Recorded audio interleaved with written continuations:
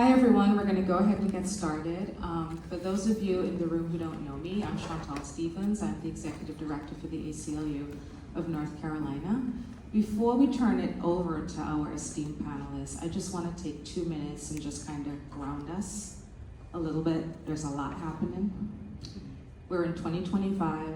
60 years ago, the ACLU of North Carolina was founded, and we were founded because of a speaker ban on UNC's campus. 60 years later, we're fighting the exact same fights. We are actively representing students whose, because of their protests, because of their speech in defense of Palestine, they've been silenced and disciplined.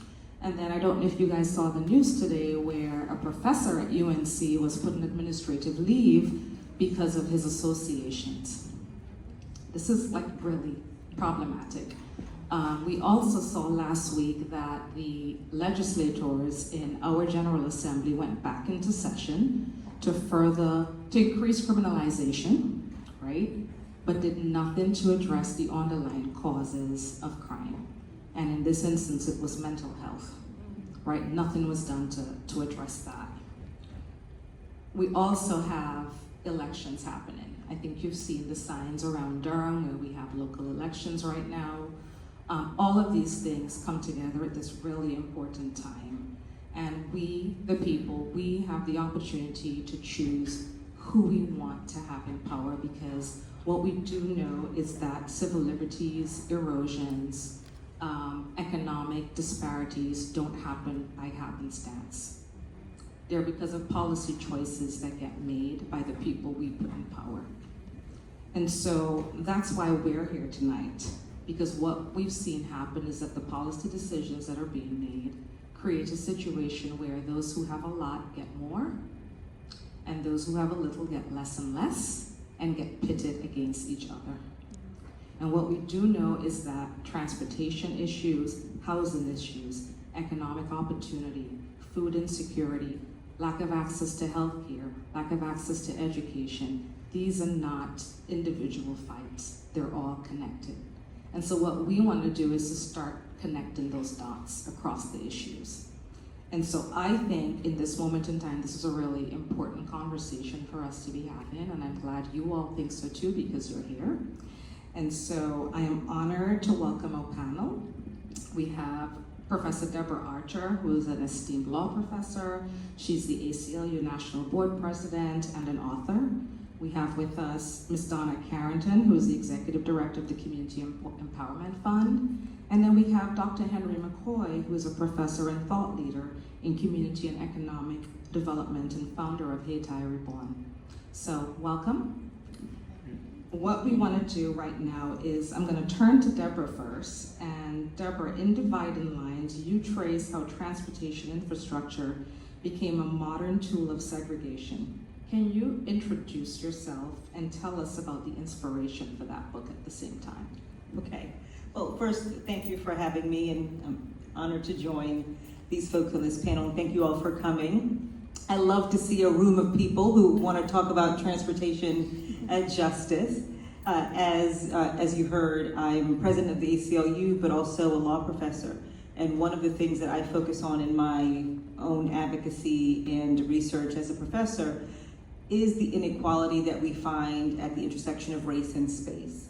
The way that we create communities and deny those communities access to the opportunity and the resources that they need to be happy, healthy, and joy-filled communities. And when we're having conversations about all the tools that we've used to create good places and bad places, good communities and good and bad communities, we focus on the policies that we have had in place. We think about redlining and racial zoning and eminent domain and all of those things. But when we move beyond those invisible lines, we find that physical lines, physical structure has also played a significant role in creating and limiting access to opportunity. And transportation is an important part of that infrastructure of inequality. Transportation is a bit of a paradox. We often talk about transportation as something that connects us, as this incredible innovation that brings communities together, and that is absolutely true. But transportation was also intentionally used to divide us. As we started to see the successes of the civil rights movement in the 50s and 60s, and people were losing those invisible tools that they traditionally used to divide and segregate, we saw states and localities and the federal government turn to physical lines and transportation infrastructure. So one example is the interstate highway system, and that's the example that most people know about. The book talks about the way that racism evolved within our interstate highway system. Lots of people know Brown versus Board of Education, decided in 1954. I see shaking heads, the decision by the Supreme Court that said separate educational facilities were unconstitutional. And so Brown not only signaled the fall of segregated public education, it signaled the fall of segregation writ large because it overturned the Plessy versus Ferguson decision, which said separate could be equal. So in response to Brown, rather than embrace the promise and the opportunity to bring us together, we saw people around the country say, we're going to do everything we can to fight integration and to hold on to our way of life. And so following the Brown decision, we saw what was called massive resistance. And folks around the country showed that they're willing to make sacrifices of fundamental things in order to make sure we stayed segregated. Closed schools. Rather than integrate pools, they got rid of pools. They resorted to violence. And then it peaked in 1956 with the Southern Manifesto, and that was when over 100 federal legislators signed this commitment that they were going to continue to fight with everything they had. 2 months after they signed that commitment, they signed into law the Interstate Highway Act. And rather than build our interstate highway system against the promise of Brown, it was built against the promises in that Southern Manifesto.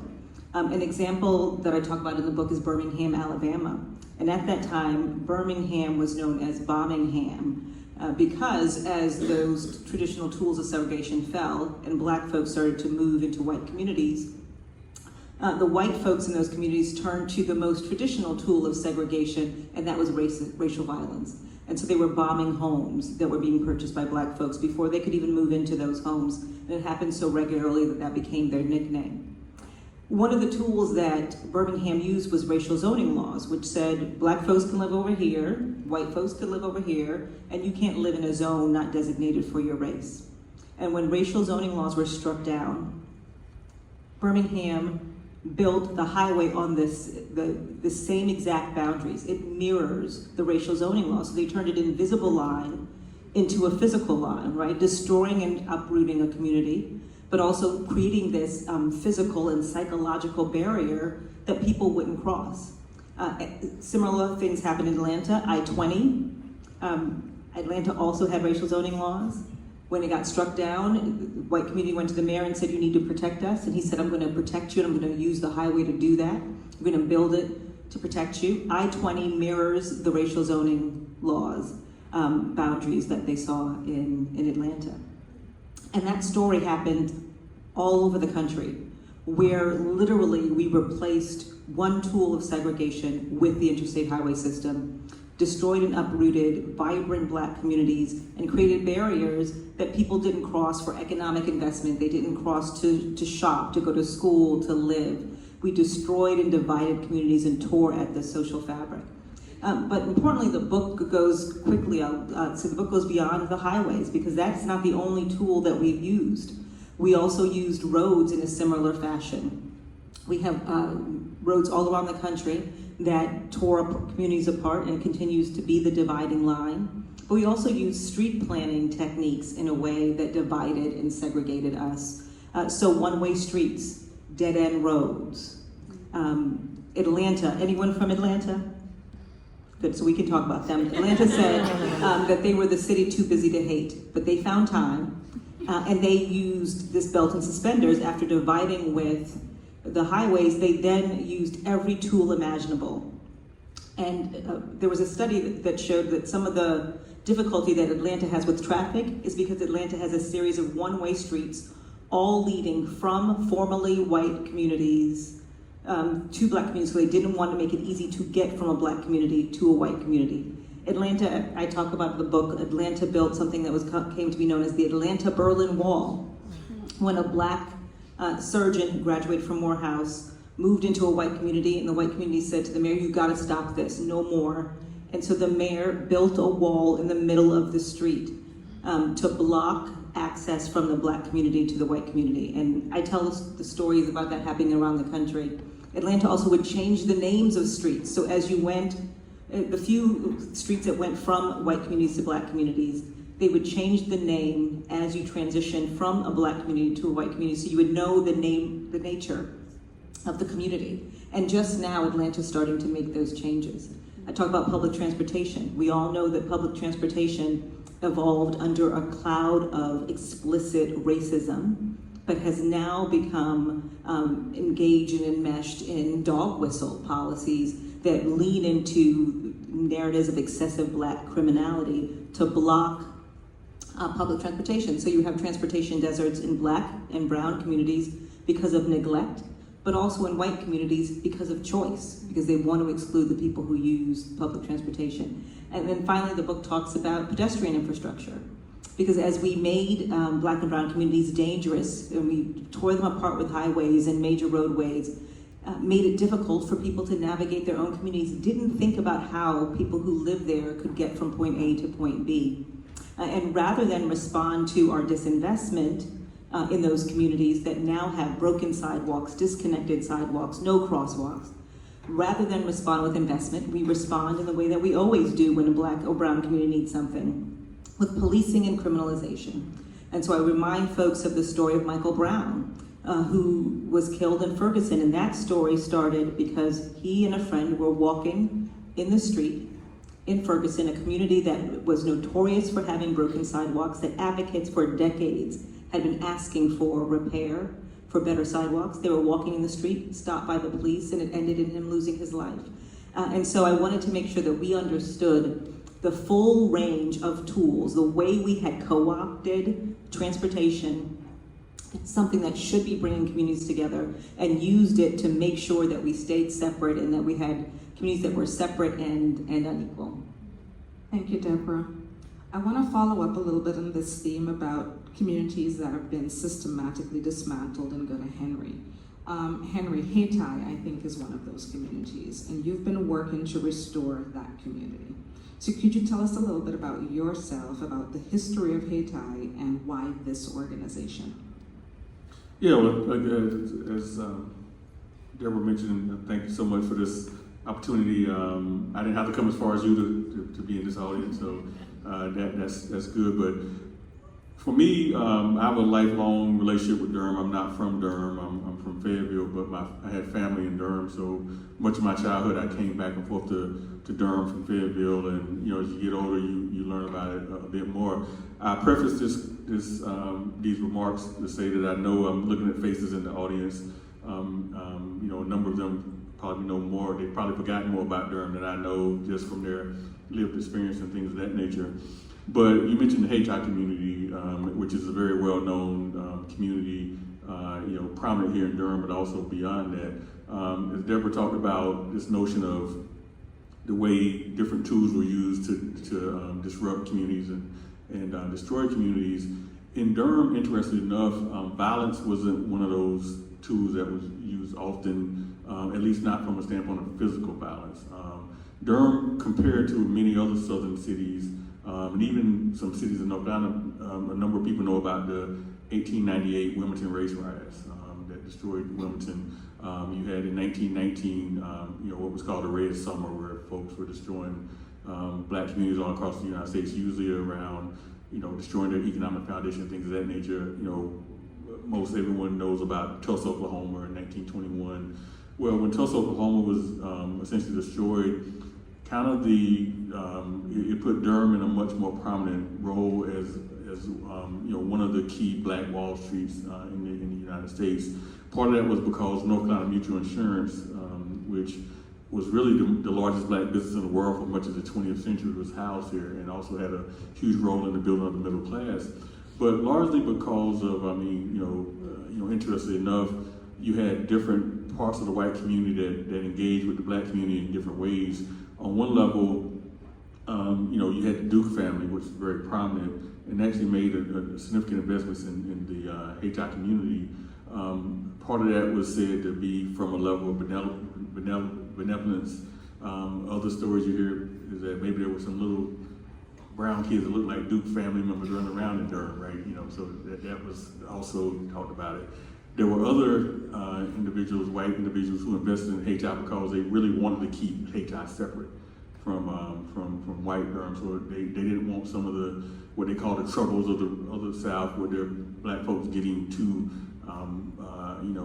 uppity and engaged in protests. And so they invested in Hayti to try to keep those individuals happy on the other side of the railroad track. Well, I do want to say this before getting to this transportation piece. I think that it's important to recognize that when you think about a community like Hayti, Hayti, is named after Haiti. Haiti, before it changed its spelling, spelled its name Hayti. Haiti is the first and only nation created by when slaves overthrew their oppressive government. So to give you some sense of the vision and the aspirations of this black community in Durham, they named themselves after this nation state that was created by the overthrow of Napoleon and his army to create Haiti. So because you didn't have necessarily the violence from a physical standpoint, doesn't mean that there wasn't violence in other ways, right? So black folks in the Hayti community in Durham were still poor. I mean, they still did not have the opportunities that others did. Even American Tobacco, which was the largest tobacco company in the world, segregated their employees in terms of where they worked at. The black employees worked in the most challenging and the most disgusting parts of the factory, whereas the white folks worked in the better parts. But when you think about the transportation, the urban renewal piece, that's where the real incredible part of the disruption came about. What is now the Durham Freeway, which probably a number of you rode on to get here, and not too far from here, was put through the heart of what was the historic Black Wall Street. It's estimated that about 5,000 homes and about 600 businesses were destroyed during that process. And it was said that the reason why it was put through where it was put was on one level because the white community no longer wanted to drive through the black community to get to downtown. And so they created this highway to allow them not to have to drive through the black community to get downtown. But I also say that it had an incredible role in what became the growth of the Research Triangle Park. And so, whether it be, this highway that destroyed the wealth of the community or the connection to what became one of the largest global research parks in the world, the wealth of the community has been built on the back of the black communities, and the highway system was the way to do it in Durham in ways that physical violence was not happening. Donna, let's turn to you. So you work closely with people facing housing insecurity and poverty. Can you introduce yourself and tell us how infrastructure decisions like zoning or transportation routes that we heard from Deborah and Henry about directly affect the people you serve? Sure. I'm Donna Carrington. I am the executive director of a local community org, Community Empowerment Fund. I'm probably the least known person up here, and I choose to be that. I came into our organization as a person of lived experience, so have been unhoused in Durham County and Orange County. I think that is important to say. I think that is important as a leader for people to know that I am not far from the issue that we are trying to work to tackle on every day. I will say that the way that infrastructure has torn apart the community that we are trying to serve is interesting, because for most people it seems like small things. People having to live in neighborhoods further out and not have transportation to come back into the city. People having to be in neighborhoods where there aren't good sidewalks, where there aren't bus stops, where there aren't bus stops that have seating, lighting, all of those kinds of things. Those are really important for safety issues. Those are also important for people to feel like that they live in a neighborhood where they're going to want to be. And so those are the decisions that a lot of the people that we're working with are dealing with. Not to mention the housing crisis, which we're not going to go there today. But all of those things together make it so that when people are trying to make their own choices about where to live, they're coming to us and talking to us about, I found this place because I could afford it, but then I can't go out at night because it's dark. I can't go sit at the bus stop because I'm an older person or a disabled person and there's no bench there for me to sit. And those are kind of the ways that our organization are seeing these infrastructure breaks. But also, we are an organization that is built on relationships. People are coming in, they're working on finances and different things like finding housing and finding employment and benefits and all of the different things. And we're based on relationship and choice. It is people's choice to engage with the resources and the things that we offer, which is probably very different than they're used to dealing with. And we want to be that way because that's the way that we're going to build community, is one person at a time. But we also have an advocacy arm that says some of the things that people are dealing with, we need to figure out how to advocate against them and what ways to advocate against them. I had a member of our organization say once in a march we did a few months ago about me specifically, she might be real quiet, but she is lethal because she's going to find the ways to do the things. And I think that's important because sometimes people come to us and they don't know what to do about those things. There are some people that have been members of us that are doing great advocacy in Durham around sidewalks, tree cover. Why don't we have grass in our neighborhoods? Those kinds of things. So those are where our directly impacted people are seeing the issues of all of these policies and all of these things that have happened from the past that are now showing up and trying to figure out how to advocate for them to be fixed and do something different. So all three of you have touched on the legacy of infrastructure displacement, as well as how those show up in present-day challenges that we face. Here in North Carolina, we consistently rank as one of the best places to live in the country, one of the best places for business.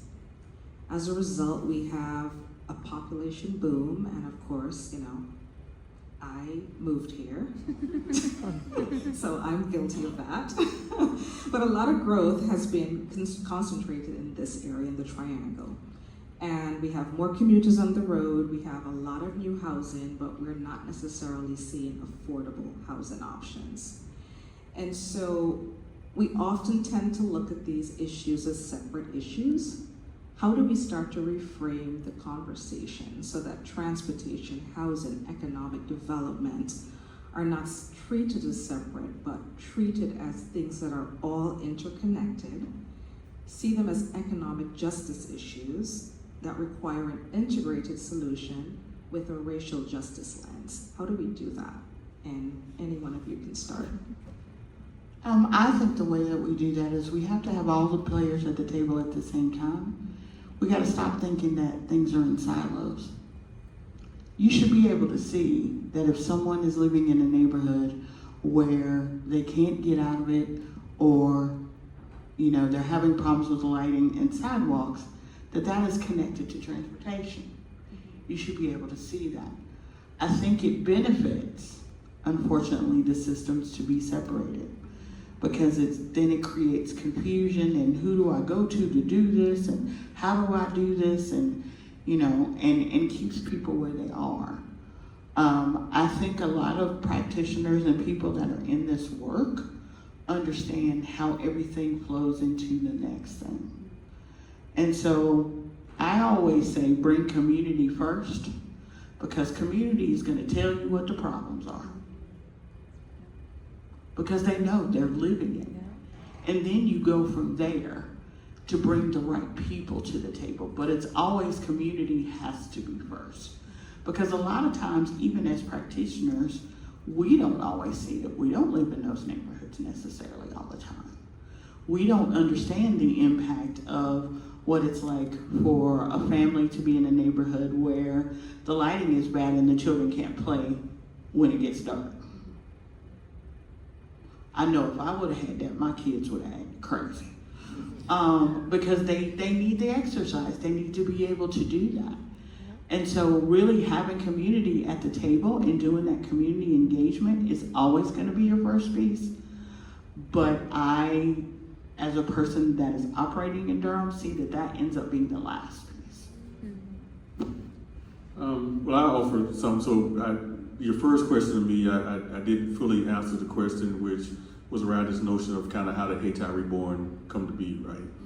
But it does tie to this question that you mentioned just now. So I worked in state government around 2010 and a few years after that. North Carolina had about 9 million or so people. North Carolina now has approaching 11.5 million people, right? So grown about 15% or so over the years. That same time period, the triangle has grown by like 25%. I mean, we've gone from, I think, we've grown about 500,000 people from about 1.5, 1.6 million to 2.1 million in that time period. That's a lot of pressure in the state. And then you think about, the folks that are coming into North Carolina, right? You have on one level, what they call, the halfbacks or whatever, folks that maybe moved up north. They thought they might retire in Florida. They come back to North Carolina. And when you think about, our northern neighbors, like, you all that live in the big cities, or even folks out in California, places like that, when they sell their properties, they get some serious dough, right? And that money can go a long way when it comes to North Carolina. And so you have that pressure on housing when new folks come into the state, say, oh, wow, I can get this house for this amount, I can pay cash for that, and it pushes people out. Hayti Reborn came about because when I talked about the highway that went through that destroyed, thousands of homes and hundreds of businesses, there was a promise from the government that those things would be rebuilt, a promise that has still not been fulfilled. And so what ended up happening, you destroyed a lot of single family homes, and you said, well, we're going to replace these with better homes. What ended up getting replaced was with public housing. And so Hayti Reborn was born essentially because there's a 20-acre plot of land called, it's called Fayette Place, which used to be the Fayetteville Street Public Housing Project, which was built after the single family homes were torn down for folks to move into. It went into some level of disrepair over the years. The 20 acres of land moved from Durham Housing Authority to private ownership, and it was just sitting there dilapidated. And so Hayti Reborn, initially we were connected to something called the Durham Global Equity Project. The idea was, hey, what would it look like if there was a place in the world where everybody that wanted to focus on equity work could be, kind of like a Research Triangle Park or Silicon Valley that worked. But as we were kind of bringing that together, it really dawned on us that, well, we can't really talk about having a place where people in the world comes and do this work and not talk about the repair that is needed for the people that were affected here directly. And so the idea of Hayti being reborn came from that aspect. And so we fought over the 20 acres of land, and some, in a lot of ways, we won some battles, didn't win the war. More recently, anybody who's following know that we've been battling out over an area called Heritage Square, which is 10 acres of land across the street that was originally promised to the community, 20 years after the highway came through. Hey, we know we messed up, so how about we take this 10 acres of land and do something on it? We call it Heritage Square. We will, have it be an economic boost for the community. Again, it fell into disrepair, got into private hands, and then you have developers coming in, and really the land is being developed for people not in Durham, right? It's being developed for people coming from places. Durham is a hot city. People talk about the foodiness of it and all these kind of things. People are coming to Durham from all kind of places. And so that's a key part of the problem, is right, that the infrastructure, the housing, all those kind of things are not being built for people here. And you mentioned that, you know, that North Carolina is oftentimes the #1 place in the country for business. But if you look at the other side of that statistics, it's also oftentimes the worst place for employees. So the people that are working here don't have the resources to benefit from the growth. And so, I mean, that is a key problem of you know, what we face here. And just generally, I think we need to have more conversations like these, more honest conversations that explore the importance and centrality of transportation, but also its links to all of the other things that you talked about. I think it's shocking that we don't talk about transportation as a central civil rights issue, as a racial justice issue. Place is so important to maintaining white supremacy. It's important for white supremacy, for Black people and other people of color to know their place socially. And what better way to keep someone in their place socially than to keep them in their place physically and limit the places they can go, the opportunities they have access to, the people they can be with and engage with, and limit who they think they can be and become. Of course, race has been so important in transportation. You can't tell the story of America's second Reconstruction without talking about the Montgomery bus boycott, or the Freedom Riders who were demanding equal access to transportation, or the folks who marched over the Edmund Pettus Bridge. It is central to who we are, but yet we don't have these conversations about how important transportation infrastructure is not just about getting people from A to B. It is the infrastructure of high quality education. It is the infrastructure of safe and affordable housing. It is the infrastructure of a vibrant democracy. And we're not going to make progress on all of those things that we care about around economic justice, on educational access, around racial justice, around housing, if we don't think about the role that transportation plays in blocking off access to all of those things. And then on a more granular level, I think we have to have conversations that involve, as we heard, all the players in the room. It cannot be a conversation with just folks who are engaged in transportation that aren't thinking about the impact that transportation has on voting, or if you're going to build a highway, you're going to destroy a community, what happens to those displaced people in terms of education and the ability to get to work? Or we're thinking about the reverse migration. Now we have lots of communities of color finding their ways to suburbs because they can't afford to live in the cities. But the suburbs were built to keep Black and brown people out because they didn't have cars and they wanted to make it difficult for you to get there with public transportation. And so now we're asking them to find their way from these outer suburbs back into the cities to work, but not giving them any tools or resources. We're not thinking about this holistically, regionally, intersectionally in the ways that we need to. Each of you said things that I want to pull on a little bit, so I want to start with Henry. Henry, you talked a little bit about the repair gestures that the city made when they put the freeway in, but it feels symbolic because it hasn't happened, right? And so what does true repair look like, and how do you get accountability? Yeah, it's probably even less than symbolic. I mean, it's just talk, right? And you talking about transportation, here's an interesting thing. So a primary corridor in the Hayti community is the Fayetteville Street corridor, right? And it's a very interesting city. I have a degree in urban planning, and so these things fascinate me. I may not love transportation much as Deborah, but I think it is critically important that those who've been around the triangle long enough know that we've had these debates over light rail and whether they will come through, and there's places that say, well, you know what, maybe we don't want light rail because it may give people too close of access to other things. But I mentioned the Fayetteville Street corridor because the Fayetteville Street is actually a 7-mile kind of straight corridor, right? It's kind of a tale of two cities. On one end, you have what was the Hayti community that got destroyed, the houses destroyed. You have the Durham Freeway downtown, On the very opposite end, you have a highway, Interstate 40. You have what is South Point Mall. I mean, it's the same street, but it looks like night and day on two different sides. And even beyond that, as you ride down Fayetteville Street, you know, it starts out, you know, very, very, you know, kind of low income, and it gets a bit kind of more wealthy as you go down. And then there's a point when you actually cross Martin Luther King. I can't make this stuff up, right? You cross Martin Luther King, and it goes from Fayetteville Street to Fayetteville Road.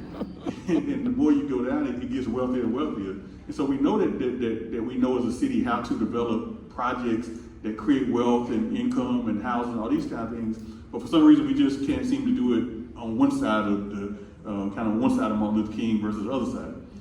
So what repair really looks like is ownership, is economic, right? It can't be, I mean, you know, and, you know, not to pick on people we've been fighting for the last, you know, year or few, but, you know, when we were talking about the Heritage Square site, and we were battling these billion-dollar developers over what would go on that site, and we kept saying, well, look, the people would like, you're talking about putting 300-foot buildings, you're talking about, you know, no affordable housing at all, right? Just market rate housing. You talk about businesses that folks can't afford to visit, but what you want to offer to the community is symbolic.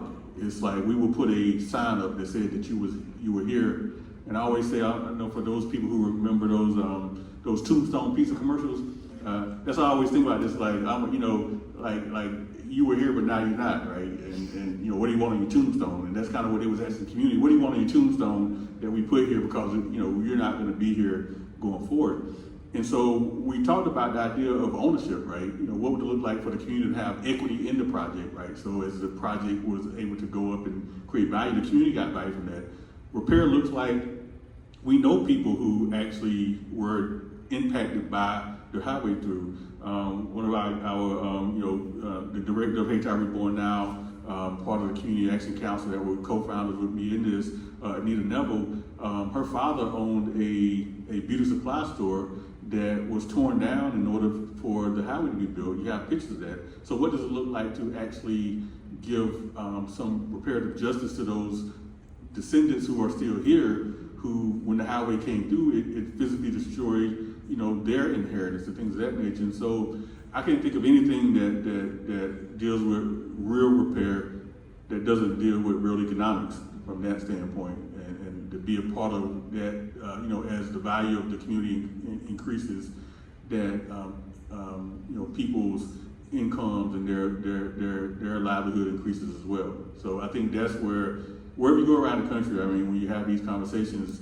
they're always largely symbolic about, you know, let's put a sign here, let's talk about this, let's pay honor, but you know, you don't have the economic component to it. Thank you. Donna, you talked about it being important to bring communities first, bring them in first. What strategies have you found to be the most effective to build empower? I think power includes choice, making sure people have choice, making sure that people understand that they are creative, resourceful, and whole, and that we are there to support them doing the things that need to be done, not for us to do them for them. I think being in community and understanding and having conversations and really listening to what people are saying is important. But also I have recently come into a place of where, you know, we have a lot of language as practitioners that we use, acronyms, all the things. But does community have that same thing? And so really thinking about what does it take for community to have the same information we do. We started a series at Community Empowerment Fund about changing this narrative about how people feel about their neighbors, depending on subjects. So we did one on Monday about dispelling myths around homelessness, because we really wanted there to be conversation, education, and language about what it is about someone being unhoused. And I think it even surprised me as to what that did for people. They now have a place of really being able to wrestle with an issue that's beyond just what they were thinking, but maybe there's another perspective. that they can actually think about and wrestle with. We saw people that, weren't necessarily always nice to each other suddenly be like, hey, like we the same people.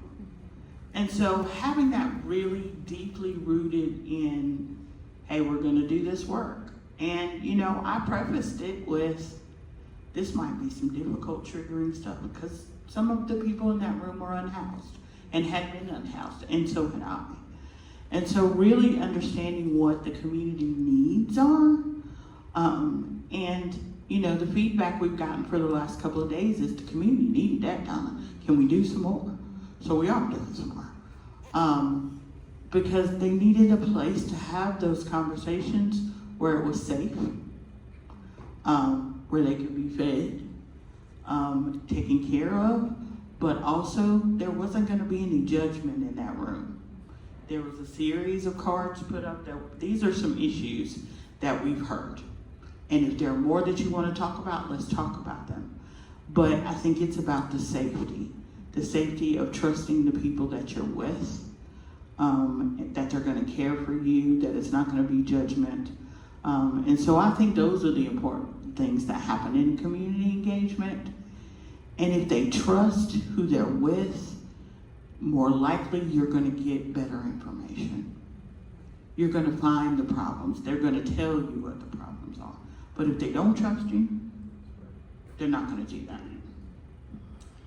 Thank you. So Deborah, I'm going to give you the last question from me before we turn it over to our audience. But you write in your book about resilience and the creativity of communities in resistant structural barriers. What examples give you hope that we can create a future where our built environment connects rather than divides?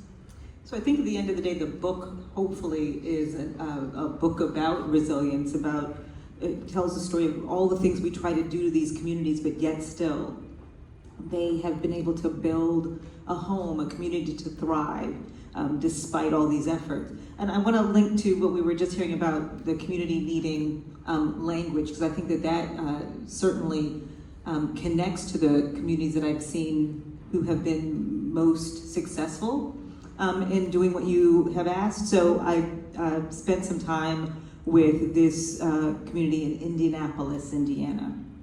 And in downtown Indianapolis, there are two highways, I-65 and I-70, that connect, that intersect right in downtown. And it destroyed a Black and Jewish community when it was built. And you used redlining as the path to destroy those communities. But now it's falling apart, as many highways around the country are, and they needed to redevelop it. So Indiana Department of Transportation had put out some plans and said, here's what we're going to do. And the community, which is now largely Black, saw the plans. They were like, okay, looks like kind of like what we have. We're used to the highway being there and being big and being obtrusive, so it's fine. But some members of the community connected with this organization called the Rethink Coalition, and they did a more elaborate visual depiction of what the highway redevelopment project would do to the existing community. And when the community saw that, they said, hell no. And they said, we're gonna fight that. And what was important was the way that Rethink and other community organizations and community organizers came together to give the community the tools that they needed to fight the fight on a level playing field, to be able to have resources to build their own models for alternative routes.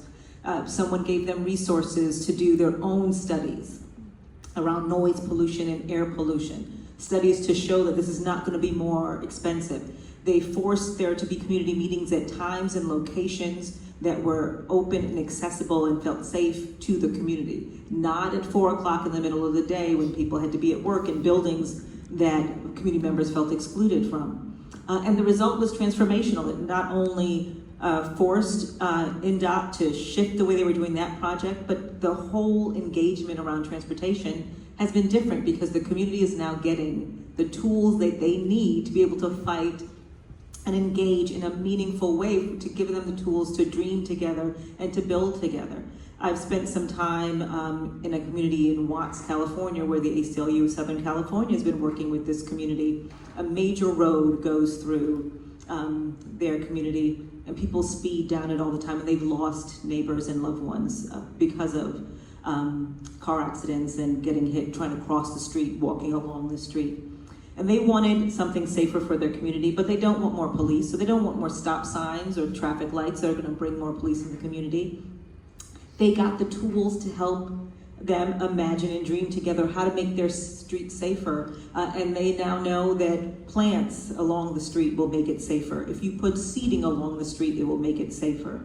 Artwork along the street will force people to slow down. Someone helped them dig out the history, and they know that there used to be trees along that street, but they were cut down because the LAPD said that it was inhibiting their ability to surveil the community via helicopter, and bringing that narrative into it. And with the resources given to this community, they're fighting for a safer neighborhood that doesn't penalize and target the community members who live there. And so I represent a community in South Carolina who are fighting a highway that would destroy a historic Black community, and I represent a community in Baltimore, Maryland, fighting with Amtrak to stop them from building a tunnel that would destroy a historic Black community, and another community in Centerville, Illinois.